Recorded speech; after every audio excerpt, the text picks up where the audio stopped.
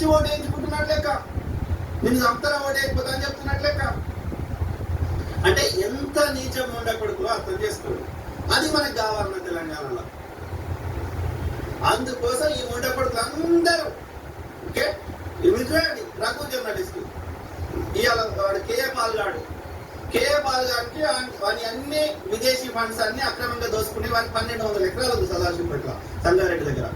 Okay so వాడు KA Paul గాడు వాడు ముందూరు కాపాడుకుంటాడు.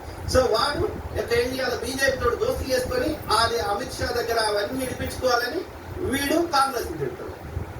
వీడు ఈ కేఏ పాల్ గారి ద్వారా ఇక్కడ అందరికి పైసలు ఇప్పించుకుంటున్నాడు. ఈ రఘు జర్నలిస్ట్ గారికి 30 లక్షలు కేఏ పాల్ ఇచ్చాడు. ఇక మిగతా వాళ్ళు ఇంకెవడోడు ఎన్ని ఇచ్చారు.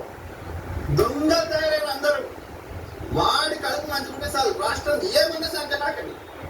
ఒక్క బీజేపీ పాలిత రాష్ట్రంలో ఒక ఉద్యోగం ఇచ్చిందని అరే రఘు జర్నలిస్ట్ వచ్చిన అక్కడ కేంద్రం నుంచి ఏమైనా తెచ్చారని అడుగుతావరా రఘు జర్నలిస్ట్? మీ మొక్కలు ఏం చేసుకుంటారా అడ్డదారులా వాడి పాపం సొమ్ము? దొంగ నా కొడుకు. కాంగ్రెస్ ని ప్రశ్నిస్తారు కానీ కేంద్రాన్ని ఒక్కటి ప్రశ్నించాలని నుంచో వాడుకోరు. మళ్ళీ ఎన్నిసార్లు బీజేపీ ప్రశ్నిస్తాడు? కాంగ్రెస్ వ్యతిరేకంగా